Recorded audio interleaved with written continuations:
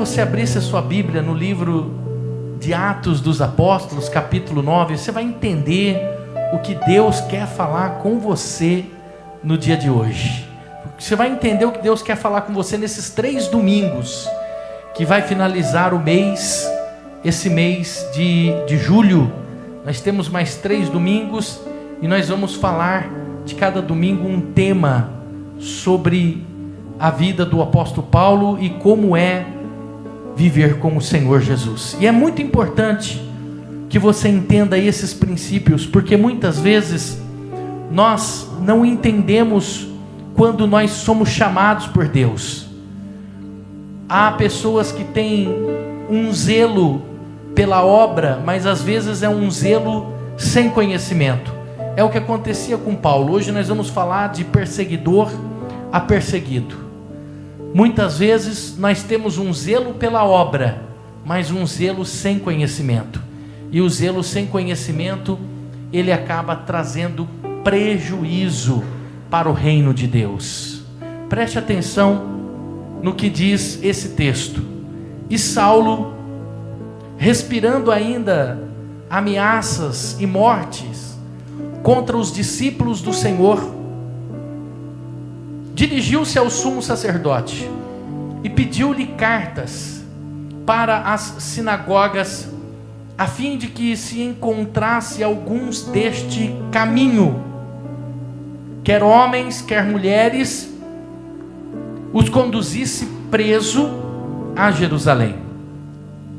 E indo no caminho, aconteceu que, chegando perto de Damasco, subitamente o cercou um resplendor de luz do céu. E caindo em terra, ouviu uma voz que lhe dizia: Saulo, Saulo, por que me persegues? E ele disse: quem é, Senhor? E disse o Senhor: eu sou Jesus, a quem tu persegues. Duro é para ti recalcitrar contra os aguilhões. E ele, tremendo e atônito, disse: Senhor, o que queres que eu faça? E disse-lhe o Senhor: levanta-te e entra na cidade, e lá te será dito o que te convém fazer. E os homens que iam com ele pararam espantados, ouvindo a voz, mas não vendo ninguém. E Saulo levantou-se da terra e, abrindo os olhos, não via ninguém. E guiando-o pela mão, o conduziram a Damasco. E esteve 3 dias sem ver, e não comeu e nem bebeu. E havia em Damasco um certo discípulo chamado Ananias, e disse-lhe: Senhor, em visão, Ananias. E ele respondeu: eis-me aqui, Senhor. E disse-lhe o Senhor: levanta-te e vai à rua chamada à direita, e pergunta em casa de Judas por um homem de Tarso chamado Saulo, pois eis que ele está orando. E numa visão ele viu que entrava um homem chamado Ananias, e punha sobre ele a mão para que o tornasse a ver. E respondeu Ananias: Senhor, há muito ouvi acerca deste homem, quantos males tem feito aos teus santos em Jerusalém. E aqui tem poder dos principais sacerdotes para prender a todos os que invocam o teu nome. Disse-lhe, porém, o Senhor: vai, porque este é para mim um vaso escolhido, para levar o meu nome diante dos gentios e dos reis e dos filhos de Israel. E eu lhe mostrarei o quanto deve padecer pelo meu nome. E Ananias foi e entrou na casa, e impondo-lhe as mãos, disse: irmão Saulo, o Senhor Jesus, que te apareceu no caminho por onde vinhas, me enviou para que tornem a ver e sejam cheios do Espírito Santo. E logo lhe caíram dos olhos como que se uma escamas, e imediatamente recuperou a vista, e levantando-se foi batizado. E tendo comido, ficou confortado, e esteve Saulo alguns dias com os discípulos que estavam em Damasco. E logo nas sinagogas pregava a Cristo, que este é o Filho de Deus. E todos que ouviam estavam atônitos e diziam: não é este que em Jerusalém perseguia os que invocavam este nome? Para isso veio aqui, para os levar presos, os principais sacerdotes. É interessante a vida de Paulo. Podemos chamar... Irmã Nica, se a senhora puder ficar um pouquinho mais lá para trás, que aí eu vejo se a Aninha está ali me dando um suporte. Obrigado, irmã Nica. Então veja bem, a vida de Paulo, ela é extraordinária. A vida de Paulo é um grande homem. Ele foi um dos maiores escritores do Novo Testamento. De todos os discípulos, Paulo foi quem escreveu a maioria da parte do Novo Testamento. Paulo, ele era um erudito, ele era um homem sábio, treinado e estudado na escola de Gamaliel. Os discípulos de Jesus eram homens iletrados. Os 12 que Jesus escolheu, poucos deles tinham habilidades com letras, poucos deles sabiam escrever e ler. Eram homens santos, eram homens cheios da unção, eram homens cheios do poder. Mas erudito como Paulo era só Paulo, porque Paulo vinha de uma linhagem de família rica. Paulo, ele era um judeu da tribo de Benjamim, e os seus familiares, os seus pais tinham terra em Roma. E porque os seus pais tinham terra em Roma, Paulo também era considerado um cidadão romano. Então quem tinha terras, quem era comerciantes, produtores em Roma, também era considerado como um cidadão romano e também tinha proteção de Roma. E por ser de uma família rica, ele estudou na maior escola de teologia, de um mestre, de um rabino chamado Gamaliel. Paulo, ele era um advogado. Se você não sabe, quando a Bíblia chama ele de doutor da lei, ele não era sacerdote. Existem os sacerdotes que são doutores da lei, mas são da tribo de Levi. Paulo era da tribo de Benjamim, então ele não podia ser sacerdote. Ele era um mestre de leis, ele entendia leis, e ele era um advogado daquela época. E sendo ele um homem conhecedor, né, das leis, conhecedor da palavra, mestre nas escrituras, ele foi fazer parte do conselho do Sinédrio. Ele é chamado para fazer parte desse conselho, que compunha alguns homens importantes, que citavam as leis, que regiam as leis para os judeus, que citavam as leis para as sinagogas. Eram homens da lei. E Paulo, ele era agora um dos conselheiros do Sinédrio. Um homem temido, um homem perigoso. Ele matava os cristãos. A igreja de Jesus Cristo naquela época tinha um nome. Quando Jesus funda a igreja junto com os apóstolos, essa igreja ainda não se chamava, não tinha ideia de cristianismo. O cristianismo começa a se espalhar com o apóstolo Paulo, mas a igreja se chamava O Caminho. Guarda isso, O Caminho. Você vai encontrar várias passagens bíblicas dizendo que Paulo perseguia os da seita. Se o Rodrigo achar esse versículo, também está em Atos. Os da seita, a qual se chamava O Caminho, era quem Paulo perseguia. Então deram o nome a essa religião que Jesus fundou de O Caminho, porque Jesus se identificou como o caminho, como a verdade e a vida. Então, antes de ser o cristianismo que nós conhecemos, que os gentios conhecem, existia essa religião. E Paulo perseguia, Paulo prendia, Paulo matava essas pessoas. Um homem de 1,5 m, se você fizer a característica que a Bíblia relata de Paulo, um homem de 1,5 m, calvo, barbudo, manco de uma perna. Parecia mais o mestre Kami do Dragon Ball, se você fizesse a caricatura do apóstolo Paulo. Mas era aquele homem de 1,5 m, calvo, barbudo, manco de uma perna, que era temido.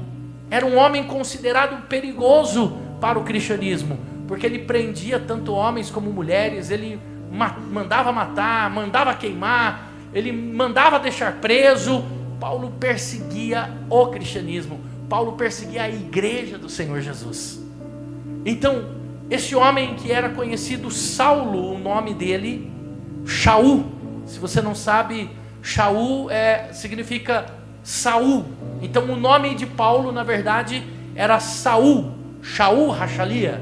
Então Saul de Tarso, porque ele era da cidade de Tarsília, conhecido aqui na nossa Bíblia como Tarso, lá conhecido como Tarsília.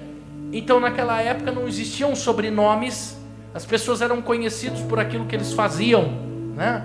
O Renato do teclado, o Josué do louvor, né? O pastor, o Nivaldo do restaurante. Então assim eram chamados as pessoas. E Saulo, ele era conhecido como Saulo de Tarso, porque ele era da cidade de Tarso, e era um homem temido, era um homem a qual as pessoas tinham medo dele. E Paulo, ele era zeloso. Paulo, ele zelava pela lei, ele zelava pela igreja, ele zelava pela sinagoga. Então tudo que ele achava que ia prejudicar a lei de Deus que foi dada a Moisés, então ele mandava matar. Então olha que o zelo sem conhecimento é perigoso.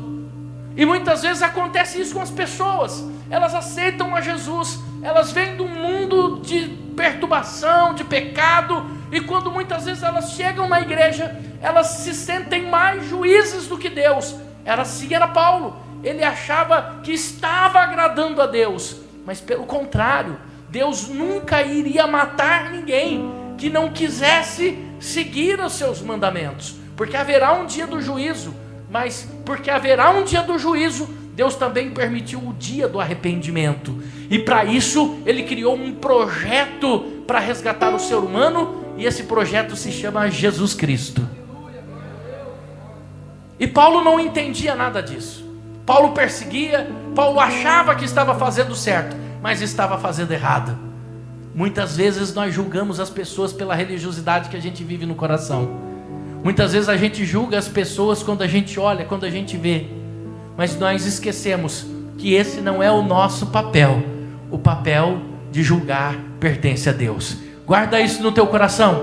O papel do ser humano é pregar o Evangelho, do Espírito Santo de convencer o homem do pecado, Jesus de salvar o pecador, Deus de julgar, e o diabo sempre terá o papel de acusador. Então nós temos que tomar cuidado, porque às vezes nós invertemos os papéis e assumimos um papel que não nos pertence. E Paulo agora, por causa da religiosidade, ele está fazendo o quê? Algo que estava desagradando a Deus. Ele estava agora perseguindo a noiva do Senhor.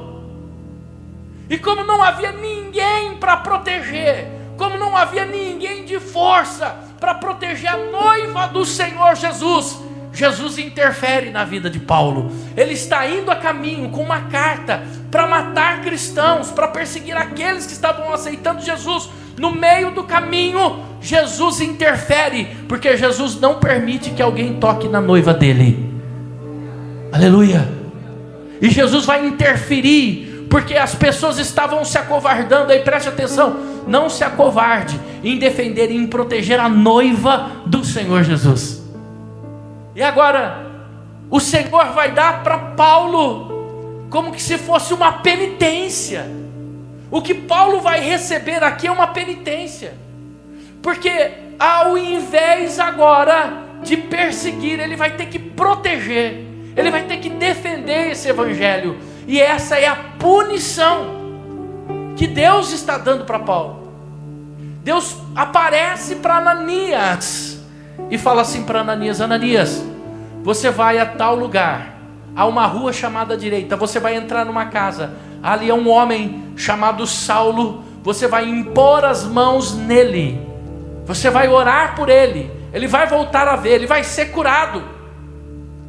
E Ananias vai questionar Deus, ele vai dizer: mas esse não era Saulo, não é aquele que persegue, não é aquele que mata os cristãos, não, esse daí não. Ele vai dar um conselho para Deus. Eu imagino Deus se ajeitando na cadeira, no trono de glória, e dizendo assim: quem é você, criatura, para saber mais do que o Criador? Porque você olha agora, mas eu enxergo atrás da eternidade. E quando a eternidade acabar, quando a eternidade se findar, que não vai se findar nunca, eu ainda continuo sendo Deus. Eu vejo o futuro e o passado. Aleluia.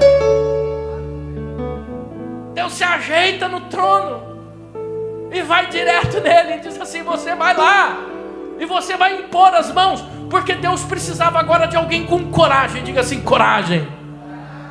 Porque todos os apóstolos fizeram um trabalho maravilhoso, só que eles estavam pregando para judeus.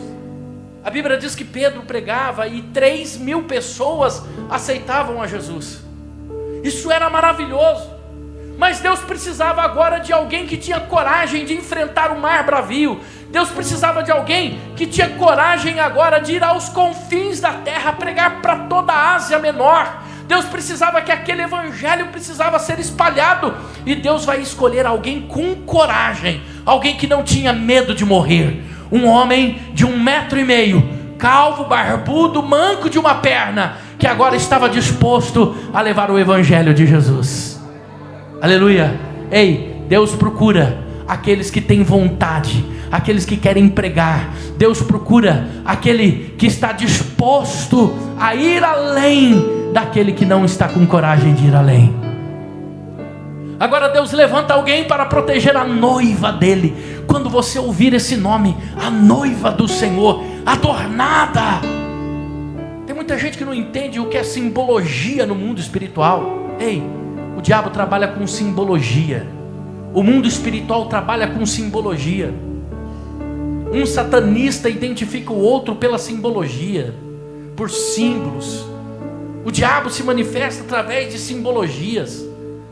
E tem crente que não entende nada de simbologia, e você precisa conhecer. Quando a Bíblia diz que a igreja é a noiva adornada, é porque o véu representa o quê? Pureza. O branco do véu da noiva simboliza o Espírito Santo, simboliza aquele que foi lavado, remido, aquele que trocou as suas vestes. Por que o diabo está trocando o véu branco pelo véu preto? Porque o véu preto simboliza morte, luto. Pelo amor de Deus, a noiva de Jesus está vestindo o véu preto. Isso é a apostasia, a morte da igreja. Só quem entendeu capta isso. Você entendeu? Eu vou dizer de novo para você: a noiva do Senhor Jesus é aquela que Ele protege, é aquela que está adornada como se é o véu branco, o véu que simboliza pureza, que simboliza a presença do Espírito Santo.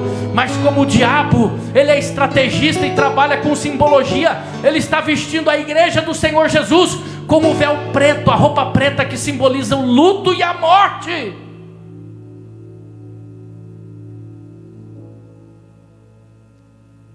E agora o Senhor Jesus, ele vai chamar Paulo.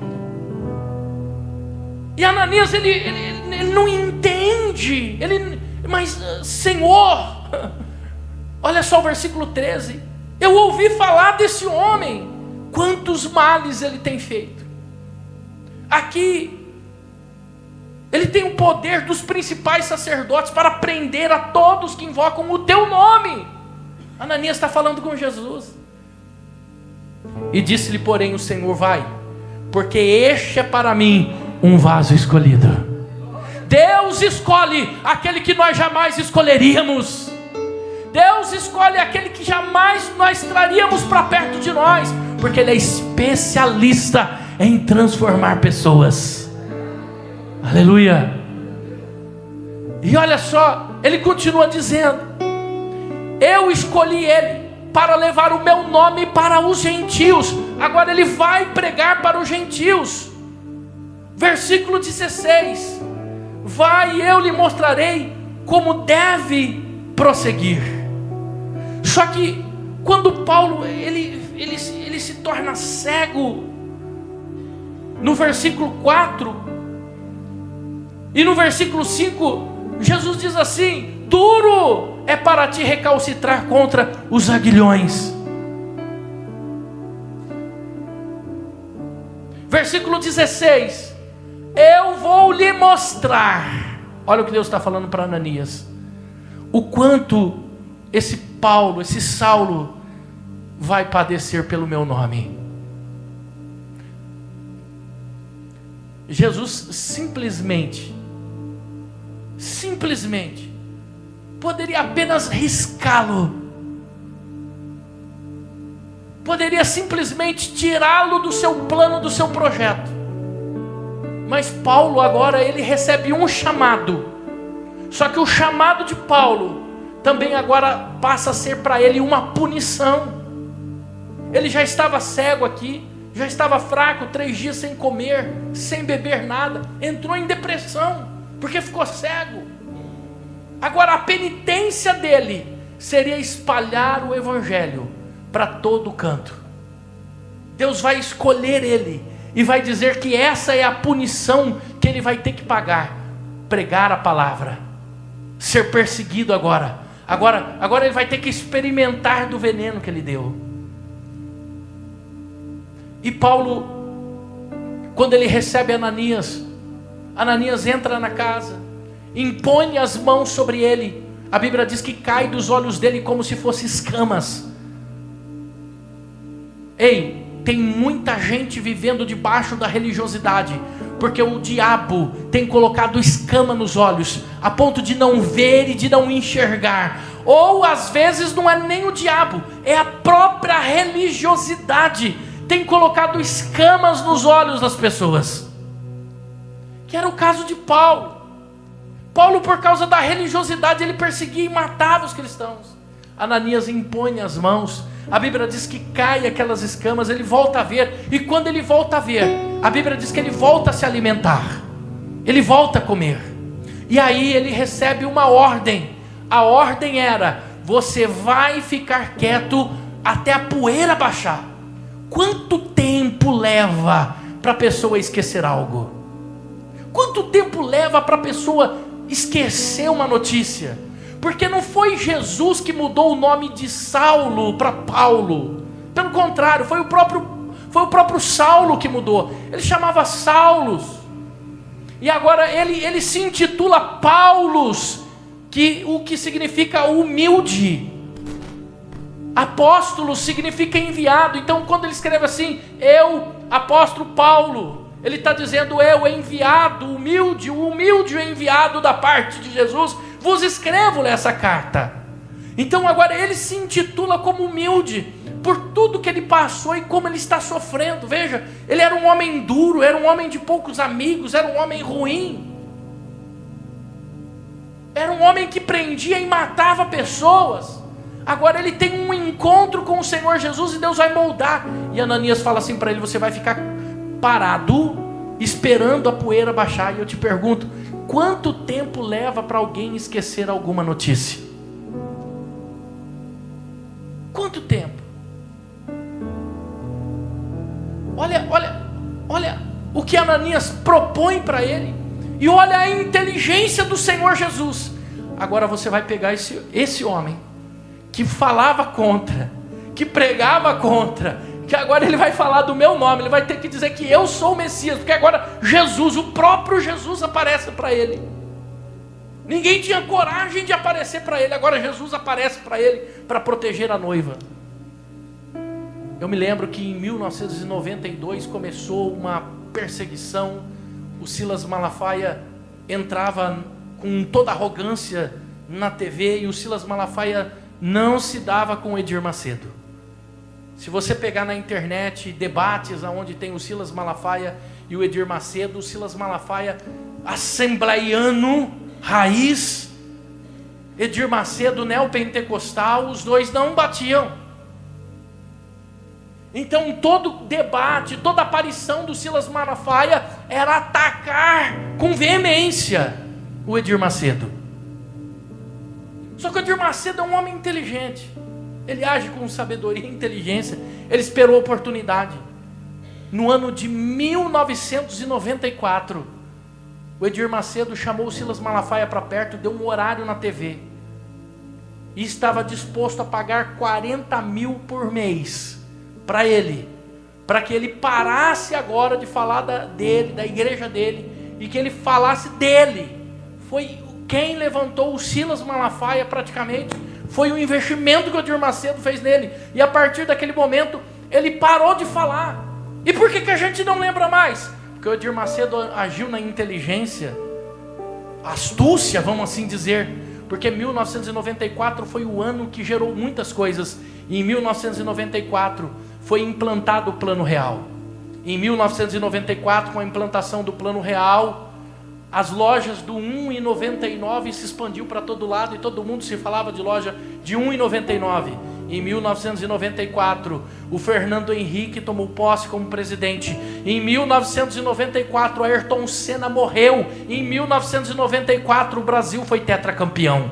Então eram as notícias que se falavam. 1994 foi o ano do movimento, foi o ano do barulho. Então foi o ano que o Edir Macedo achou a inteligência de colocar e calar aquele homem, para nunca mais ele falar e se levantar contra. E daí para diante, as pessoas esqueceram, porque muita notícia, muita informação num ano só. Foi muita informação num ano só. E agora Paulo, ele recebe uma proposta: você vai esperar a poeira baixar. E Paulo, ele volta para Tarso. Quando ele volta para Tarso, o que acontece? Ele volta para Tarso, a família dele deserda ele. Porque agora aquele homem baixinho, barbudo, calvo, manco de uma perna, ele agora fala de Jesus, ele fala que Jesus é o Messias, ele vai contra a religião dele, ele vai contra o sistema religioso da época, ele é deserdado. E agora ele vira um eremita, ele vai morar numa tenda e ele aprende a costurar. Agora ele não vai receber do dinheiro, da verba que a família tinha, os bens que a família tem. E ele vira um eremita e aprende a costurar, e ele começa a construir tenda.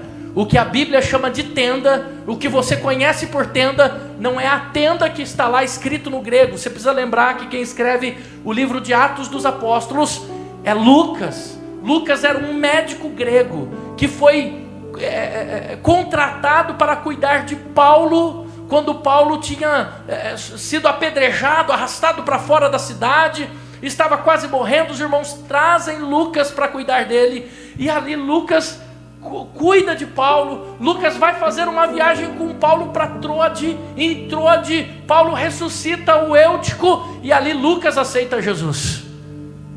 E Lucas vira amigo de Paulo. Então, o amigo que Paulo tinha, não aqui ainda no começo dessa história, Lucas era um médico grego, e ele escreve o livro de Atos dos Apóstolos em grego. Então, o que vocês conhecem por tenda, na verdade é o talite. O talite é a tenda. Jesus chama de o quarto fechado, o judeu chama de quarto. Quando Jesus fala assim para os discípulos: entra no seu quarto, fecha a porta e ora, ele não está falando do quarto da casa. Os discípulos estavam todos juntos, alojados num lugar só, e um orava, o outro atrapalhava. Jesus falou: entra no quarto, ou seja, coloca o talite, fecha a porta, ora em secreto com Deus, e ali Deus o ouvirá. E Paulo agora ele é um fabricante de tendas, é um fabricante de talite, e ele está fazendo talite 14 anos depois. Diga assim: 14 anos depois. Aparece um homem rico, um discípulo de Jesus, um homem muito próspero, rico. Esse discípulo se chamava Barnabé. Diga: Barnabé. Barnabé era comerciante de madeira, servo de Jesus, pregador do evangelho, conhecido como presbítero, mas rico empresário. E ele recebe a missão: você vai para Tarso, você vai buscar Paulo, porque vocês vão sair junto para a missão.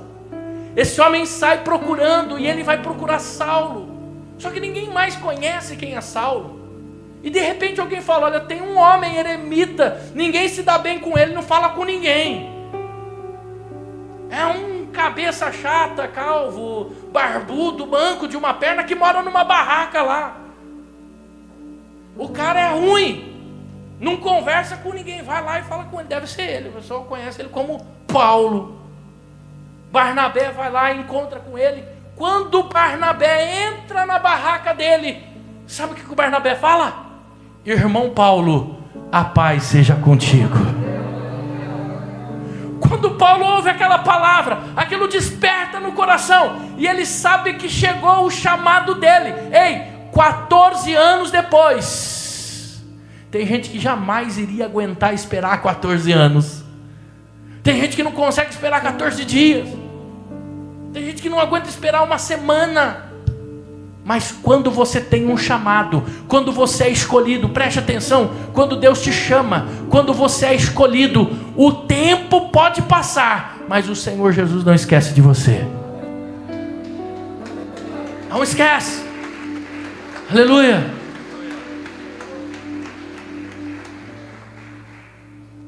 Barnabé vai buscar ele e sai para a missão. Eles descem para Panfilha. E lá chega o presbítero para pregar. Só que ele era um presbítero. E ele prega a palavra. E quando ele diz assim: aqui está comigo Paulo, meu servo, meu ajudante. Só que quando Paulo vai pregar a palavra, Paulo é um erudito, é um mestre da lei, é um conhecedor, é um doutor. Paulo abre a boca e todo mundo se cala de tanta sabedoria que havia em Paulo. Agora Jesus escolheu alguém que tinha poder nas palavras, eloquência nas palavras. Veja que Jesus andou na contramão de todos os processos. Até agora Jesus tinha escolhido pescadores. Agora Jesus escolhe alguém que sabia muito bem ministrar a palavra. Paulo se torna o 13º apóstolo de Jesus. Olha só, na Bíblia o número 13 é bom, não é bom aqui no Brasil, mas o número 13 na Bíblia representa o apóstolo Paulo, que é o 13º apóstolo do Senhor Jesus. Paulo vai pregar com tanta eloquência, e aí surge um problema. Diga assim: qual o problema, bispo? Quando você faz aquilo que você sabe fazer com perfeição, quando você se capacita, porque Paulo se capacitou. Paulo foi treinado aos pés de Gamaliel. Paulo era um mestre, Paulo era conhecedor. Paulo não ficava brincando no caminho, ele estudou, ele procurou saber, ele procurou informações, ele se preparou. 14 anos ele ficou falando com Deus. A Bíblia diz assim, olha só o que o apóstolo Paulo fala: porque Pedro não foi treinar Paulo, nenhum apóstolo foi treinar Paulo. Paulo diz que alguém que ele não sabia se era no corpo ou fora do corpo, que não era nem dessa dimensão, que fazia parte de uma outra dimensão, esse homem só podia ser o próprio Jesus, que treinou, que capacitou. Tanto que quando ele vai pregar, ele diz assim: eu passo para vocês o que de Jesus eu tenho recebido. Aleluia. Ei, meu irmão, os homens podem esquecer de você, os professores podem não querer te ensinar, mas aquele que te chamou é fiel e jamais vai te abandonar. Aleluia. Deus é maravilhoso. E aí quando você faz o que você foi treinado para fazer, quando você faz por excelência, o que surge? Pronto. Vamos transformar essa palavra nos ciúmes. Deu uns ciúmes em Barnabé. Diga assim: o tempo fechou. Foi feio. O apóstolo Pedro teve que ir separar os dois. Fala assim: faz o seguinte. Paulo era bravo, o homem era bravo mesmo. E aí Paulo, não que os dois não eram de Deus, Barnabé era de Deus, era um homem de Deus. Paulo era um homem de Deus chamado. Só que não dava para andar junto. O tempo fechou entre os dois. Que Pedro, que era o líder, teve que pegar e falar assim: Paulo vai para um canto e Barnabé vai para outro. Barnabé foi fazer a missão num canto, salvou almas, ganhou almas para o Senhor Jesus. Paulo foi para outro canto e ganhou almas para o Senhor Jesus. Ei, tem gente que não entende isso. Tem gente que quando se aparta de você, ao invés de fazer a obra no outro canto, sai falando mal da tua pessoa e querendo derrubar você. Isso não é de Deus, isso é do diabo. Barnabé não saiu falando mal de Paulo, nem Paulo saiu falando de Barnabé. Eles não tinham tempo para perder, eles tinham que ganhar almas para Jesus. Ninguém é obrigado a andar junto com o outro, mas quando você se aparta e a pessoa sai falando mal de você, pode ter certeza, era um espírito demoníaco que tinha ali. E é tão terrível que a Bíblia diz que há espíritos malignos que se travestem de anjos de luz. E a Bíblia diz que eles enganam até os escolhidos do Senhor. Tem demônios que fingem ser o Espírito Santo, que a própria pessoa é convencida que tem o Espírito Santo, mas não tem. É um espírito maligno. Os dois tinham o Espírito Santo, não se deram bem. Agora está cada um para um lado, pregando a palavra, ganhando almas para Jesus. Barnabé fez sucesso de um lado, Paulo fez sucesso de outro. E sabe o que Paulo fez? A Bíblia diz que ele viajou por toda a Ásia. Ele foi pregar o Evangelho, ele foi ganhar almas para Jesus em toda a Ásia. E aí, eu digo para você, ele era religioso, e nada é mais perigoso do que uma pessoa que está sinceramente errada. Nada é mais perigoso do que uma pessoa sinceramente errada.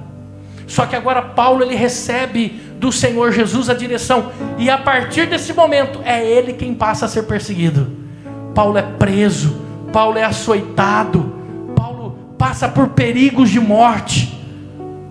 A Bíblia diz que ele era um fariseu dos fariseus, ele era um zeloso. Se você pegar o capítulo 8, por exemplo, e você ler o versículo 2 do capítulo 8, olha o que Paulo fazia.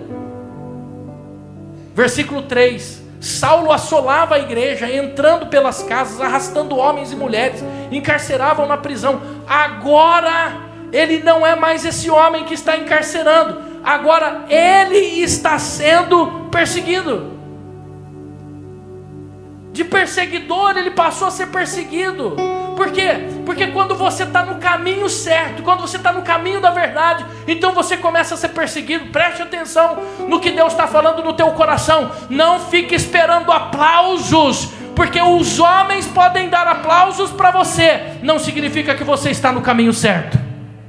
Quando você estiver sendo perseguido, levante a mão para o céu e agradeça a Deus, porque você está no caminho certo.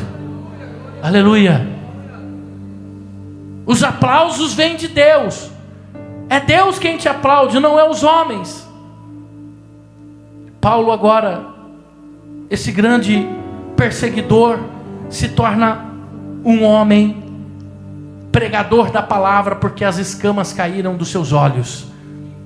E de perseguido, de perseguidor, ele passou a ser perseguido. Acompanha comigo esse texto.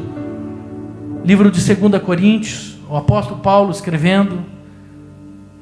2 Coríntios, capítulo 11. Por que Deus escolhe Paulo agora?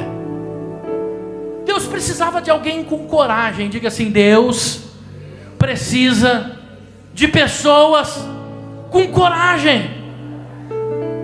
Tem gente que dobra o joelho no chão e fala: meu Deus, me usa, eu quero ser um instrumento nas tuas mãos. Só que a pessoa tem medo de entregar um folheto. A pessoa tem medo de se assentar num tribunal. A pessoa tem medo de ouvir uma crítica. Tem gente que quando ela recebe uma crítica, ela larga a farda dela. Sabe o que é? Eu preguei, e o irmão chegou para mim e falou assim: você ainda vai melhorar. Nunca mais vou pregar. Ora, as críticas nos fazem crescer. Não são os aplausos, não. São as críticas que nos melhoram. São as críticas que vão fazer o nosso crescimento. Ei, se você não está preparado para receber críticas, se você não está preparado para receber orientação, você não está preparado para seguir o Senhor Jesus, a Bíblia diz que por causa do nome dele, nós seríamos perseguidos, odiados na terra. Mas há uma recompensa. Há uma recompensa muito grande. E sabe por que nós começamos esta série falando com Cristo até o fim, usando os passos do apóstolo Paulo? Porque esta igreja aqui está preocupada com a sua salvação. Nós usamos o véu branco, não o véu preto, não. Nós queremos a sua salvação, nós queremos ensinar o caminho da salvação, porque aquele que disse que vem, virá e não tardará. O nosso compromisso é que você receba o galardão. Sabe por quê? Porque um dia vai chegar, nós teremos que prestar contas. A igreja está esquecendo disso. Tem gente brincando, achando que nós não vamos prestar contas um dia. Igreja do Senhor Jesus, ouve o que esse pastor está falando aqui em cima desse púlpito. Haverá um dia que nós teremos que prestar contas com o Senhor Jesus. E não é brincadeira. Ontem nós estávamos aqui fazendo uma costela no chão, Que costela deliciosa. Sobrou costela, irmã? Não. Crente come, hein? Meu Deus. A gente estava fazendo uma costela aqui no chão. E aí colocamos a lenha em volta, aquele fogo quente, abrasador. E do lado do muro ficou mais quente ainda, porque o calor batia no muro e voltava. Então eu abastecia as lenhas do lado de cá. Do lado de lá, que era mais quente, eu falava para o irmão Luiz. Ó, irmão, faz assim, irmão Luiz. Falava, irmão Luiz, abastece daquele lado. Aí ele falou assim, nossa bispo, tá quente. Eu falei para ele, vai acostumando, porque o inferno é mais. Sabe o que ele falou para mim? Tá amarrado, bispo, em nome de Jesus. Ou seja, se a gente fizer uma campanha aqui na igreja, nós vamos fazer um corredor de fogo lá, nós vamos fazer todo mundo passar no meio.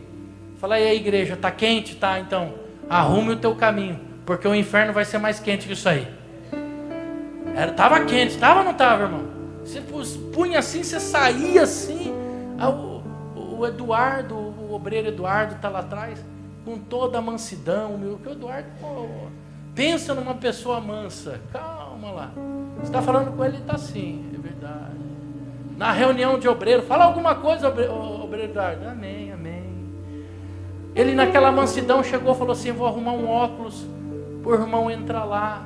Pegou um óculos de proteção, para proteger os olhos, para proteger o óculos da fumaça. Irmão, o óculos quase derreteu no olho do irmão, de tão quente que estava o negócio. Eu falei, tá vendo? Tem gente que acha que o inferno vai ser brincadeira. A Bíblia diz que lá haverá choro e ranger de dentes. É onde a carne queima e não consome. Meu Deus. Quem está preparado para ir para lá, diga amém. Só o William aqui ia dar um glória a Deus lá e desistiu no meio do caminho. Irmãos, eu quero dizer uma coisa para você. O inferno não é lenda. O lago de fogo não é uma historinha. Ele existe, é real. Só que o galardão que o Senhor Jesus preparou para nós é real, é perfeito também. Aleluia. E esse é por recompensa. Glória a Deus. Jesus chama Paulo. Pedro era um grande pregador, um homem de Deus, homens santos os apóstolos eram. A Bíblia diz que por onde ele passava colocavam os doentes, para que pelo menos a sombra dele passasse sobre os enfermos e eles fossem curados. Meu Deus, é muita unção. Só que eles não saíram para fora, eles não foram para a Ásia, eles não foram para o Oriente, eles não foram para a Itália. E agora Deus vai escolher alguém que tem coragem de ir. Deus olha e ele vê que no exército de lá tem alguém que tinha coragem. Deus fala, eu vou recrutar aquele lá. Aquele baixinho de 1,5 m, folgado pra caramba, calvo, barbudo, manco de uma perna só. É ele que eu vou pegar. Jesus escolhe ele e coloca aqui. E olha a perseguição que Paulo passou. Tá achando que é brincadeira? Acompanhe comigo. 2 Coríntios capítulo 11, versículo 23 diz assim: são ministros de Cristo.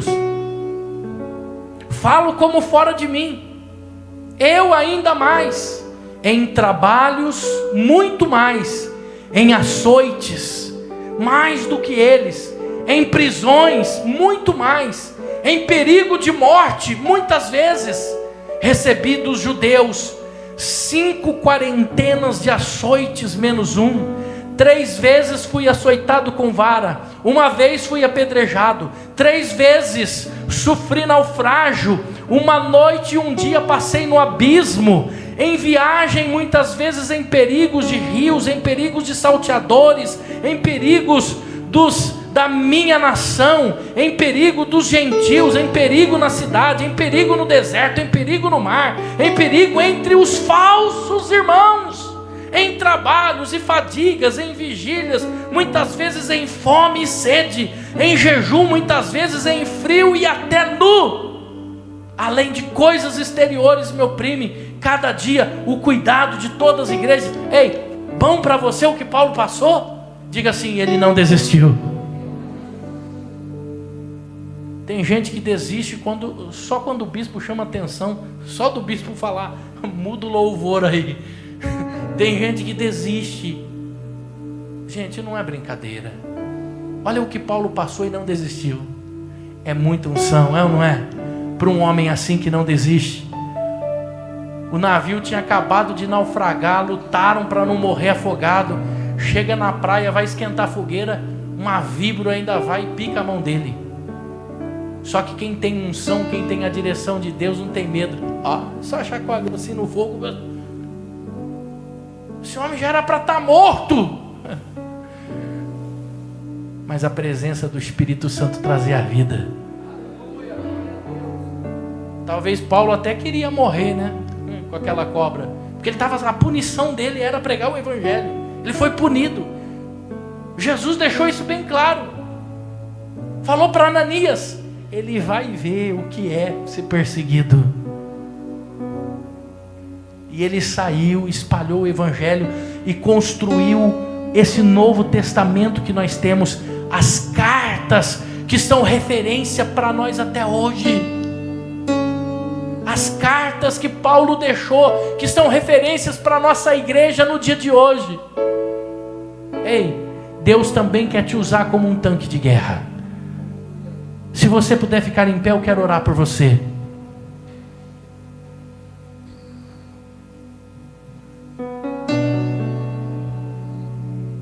Preste atenção que o Espírito Santo está dizendo para você nessa palavra de hoje. Quem tem chamado, quem é escolhido por Deus, nunca vai ficar para trás. Jesus vai dar um jeito de buscar. Preste atenção. Paulo ficou 14 anos esperando. Paulo enfrentou prisões. Paulo enfrentou açoites. Paulo enfrentou tempestades. Mas quem estava com ele era muito maior, muito maior do que aquele que estavam com os inimigos. Maior é aquele que está em nós do que aquele que está lá fora. E Paulo fazia isso com alegria. Paulo fazia isso com amor. Paulo fazia isso com dedicação. Ei, eu quero dizer algo para você nessa noite. Quem te chamou foi o Senhor Jesus. Quem vai te capacitar é o Senhor Jesus.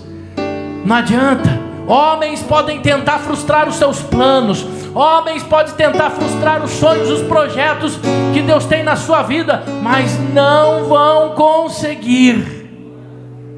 Deus tem coisas grandes e maiores para fazer na tua vida. Sabe por quê? Porque Ele quer te salvar. Ele tem um plano de salvação na tua vida. Ele tem um plano de salvação para contigo. Não importa o que você foi, não importa o que você viveu, não importa a luta, a perseguição que você está passando. Meu irmão, nem se compara a essa lista que o apóstolo Paulo passou. Muitas vezes em frio, até nu eu fiquei, açoitado, apedrejado, mas eu não desisti. Ei, o Senhor está dizendo para você: não desista. Você é um tanque de guerra nas mãos do Senhor. Você tem almas para ganhar. Você tem um trabalho para fazer no ministério que você foi chamado. Deus tem coisas grandes para a sua vida. Nada na sua vida vai poder frustrar. Todas as outras coisas, o Senhor está cuidando. O Senhor está cuidando. Não é você que vai cuidar, porque você não vai cuidar do jeito certo.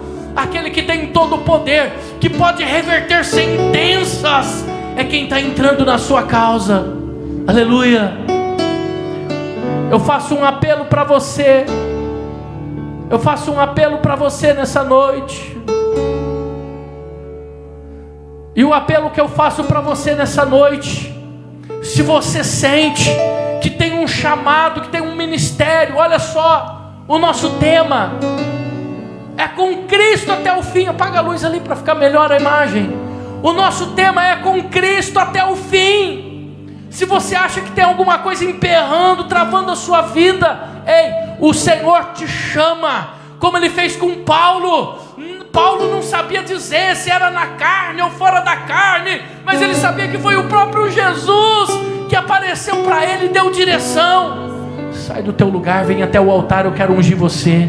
Eu quero derramar uma unção aqui junto com o pastor Nivaldo. Nada e ninguém vai frustrar os planos que Deus tem na sua vida. Nada e ninguém vai poder enterrar o chamado que você tem,